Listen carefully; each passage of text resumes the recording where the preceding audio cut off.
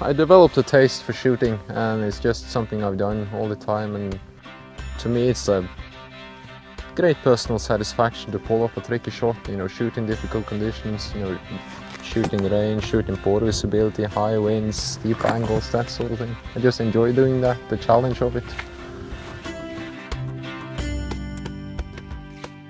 If you know that your hunting will actually sometimes demand a long shot, and you want to push the limit where you're still sure to take the first shot kill, which is the demand that the hunt puts on you.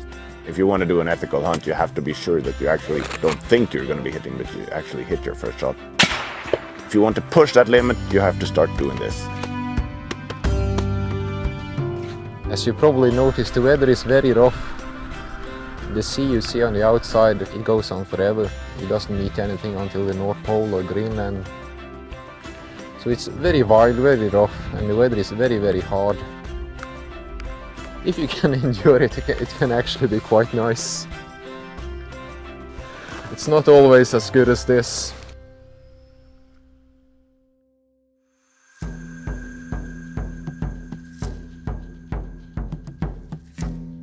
We got the new Blaser R8 and the 338 Lapo Magnum. You got these in the mail a few days ago, or just yesterday? Just barely.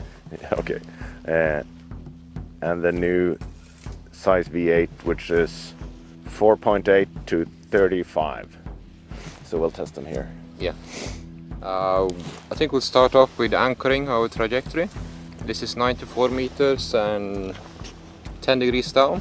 Yeah. And then I'll switch you straight out to 800 and I'll talk you into the target, and from that we'll find the unique trajectory of the rifle. Because when I have the arc, I can calculate backwards. Yeah. And then we know exactly what scope setting to use. Yeah.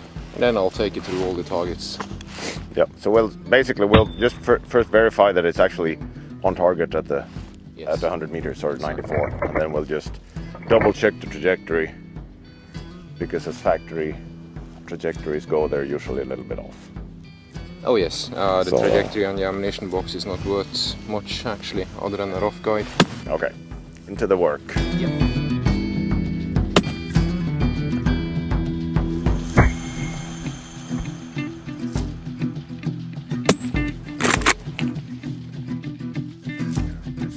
We've zeroed the rifle at 100, or 94 meters to be precise, and I want the rings to be, I want it to be set at 0 at that distance. So we can click for the distances and always come back to 0 with no trouble. So I'm just resetting the turret here. We're shooting the 338 Lapo Magnum. It's a fairly well-known caliber, but I don't personally use it, so it's got about the same trajectory as the 6.5s that I usually shoot, but it's got more energy, and you can also tell in the recoil. I probably slipped a little bit on the recoil there, probably. So it's going to be harder to shoot tight groups, but it's going to be hitting harder where it hits. But I think we're set.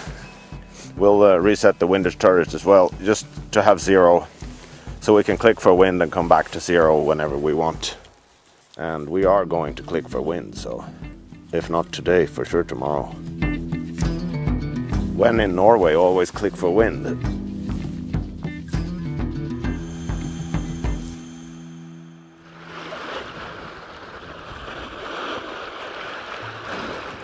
Little yellow dot, that's a rubber duck. Range is 808, you'll find it in the scope.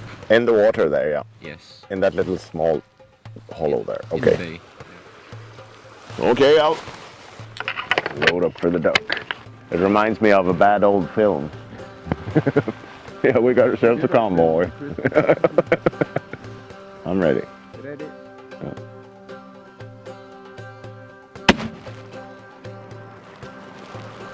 Miss. 26 clicks up, 2 clicks right. That's a hit.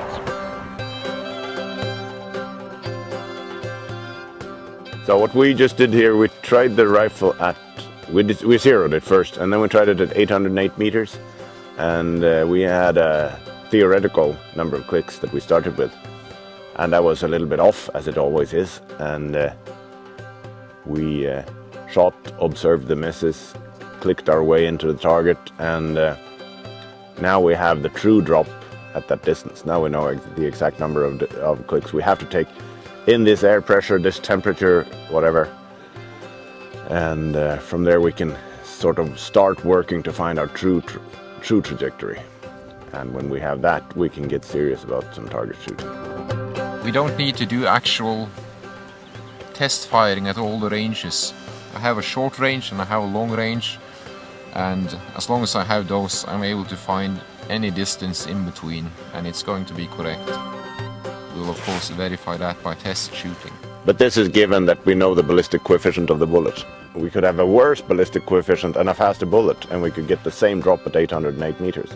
But the trajectory would be like this. And now we have a better BC and slower bullet. It'll fly more like that. And they'd both drop as much at 808 meters. But we know the ballistic coefficient of this bullet, so that's why we can tell that it will fly in a very certain way and drop any number of centimeters at any distance. It'll be a given. If we were working with a totally unknown bullets, I would introduce 1 or 2 more ranges so I could get more checkpoints for the calculations. But this bullet, well documented, only need 2 points.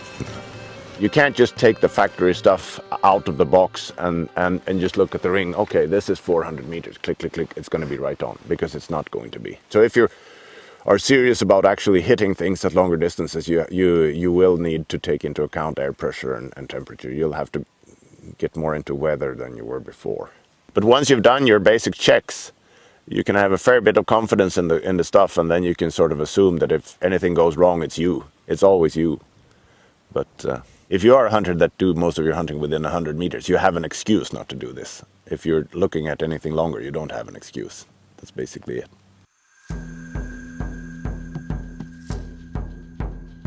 Now we're supposed to have a true trajectory. We're supposed to have the good idea about how this bullet should really hit. So what we're after trying now is just what can we achieve when we know the true trajectory. So we'll try a few targets here and see. They're 35 centimeter steel targets, so we'll see. They're reasonably small, so. Go straight right to the small island. There's a white spot there as well. Yes. That's another target.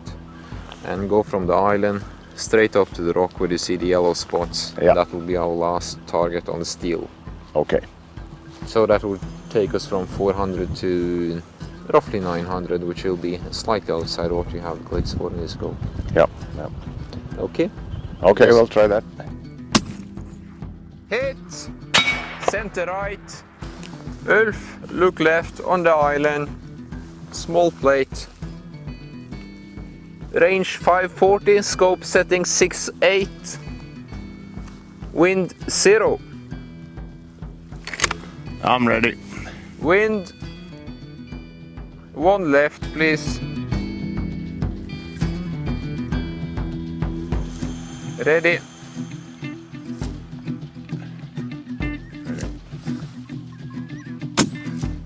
Hit, center. We'll hit that again. Yeah. 2 clicks right, 1 click up. If we had a tilted scope mount, we would have been shooting to 1100 meters. Ready? Ready.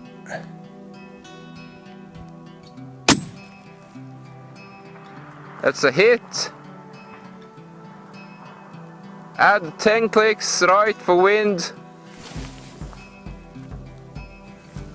Aim at the top end of the yellow plate, you know, in line with the target. Yeah. Yeah. Ready? Ready.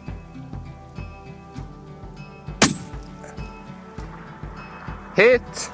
Center high. Yeah. Aim slightly lower. Ready? Ready. Hit. Center right. Amazingly soft recoil after all, considering the size of these. But the suppressor does a lot. It really makes this shootable. I wouldn't like to shoot this without the suppressor. I wouldn't like to shoot it with a muzzle brake, but really nice now. Really nice. Okay, so basically now we have a verified trajectory, but instead of looking at this table, we want to put it on the turret. So this is basically this the thing we're doing now is basically the same thing as one of the custom rings, but we don't have the size factory here, so we just have to improvise for these conditions. And after this is done, shooting at range is basically just clicking to whatever range the laser says it is, and then of course dealing with the wind. And if you do get changing conditions, you only use a simulator card and see what sort of changes you need to do for that specific day. So for instance, if we had snow tomorrow, it will be a range -2 day, or range +2 would actually be more accurate, meaning that you will dial range as normal but add 2 clicks and you will be spot on. And that's how you work with this system. For instance, I myself do a lot of hunting in Scotland, and on my turret I have the Scottish trajectory on, even though I have mined the data here locally, and it's just a theoretical correction, and it's absolutely spot on in Scotland. And I have to do some minor adjustments when I'm shooting here, but here it's targets, it doesn't matter. In Scotland it's deer calling, and it really matters that the bullet strikes where it's supposed to. The only error we have now left is the wind, and it changes fairly rapidly here. We don't have a very strong wind, but that will be the biggest error we're left with.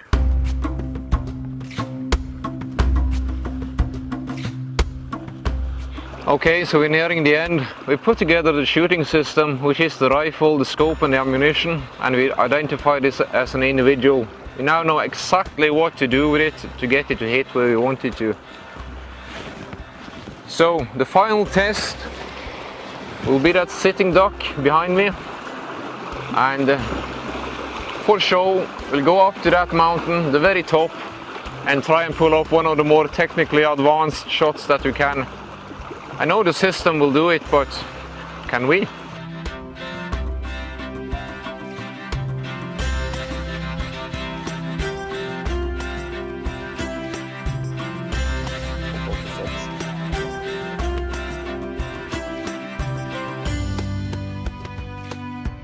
I just wanted to take you up here because this is where I believe this scope will shine.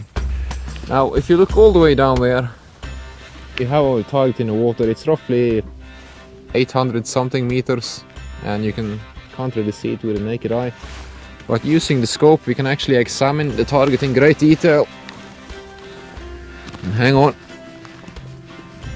And I can clearly see it's a rubber duck, commonly found in bathrooms. It's lying on the left hand side. The bottom is now pointing towards the right, and the beak is pointing towards us. Small circular head and a tiny red beak. So that actually saved me 1 or 2 hours of walking just by looking at it through the scope. So that will come in handy. Shall we take a shot at it? Okay. There's actually a fair amount of wind down there, coming in from the right but at an angle. I'll try 1.5 effective. Okay, I'm ready. Hit! Yeah, it's a hit, yeah. Yeah, that worked. 826 meters. I think the duck is slightly larger than this package, and we nailed it on the first shot. And it's basically about doing the homework and setting up the system correctly, and you're going to have brilliant results.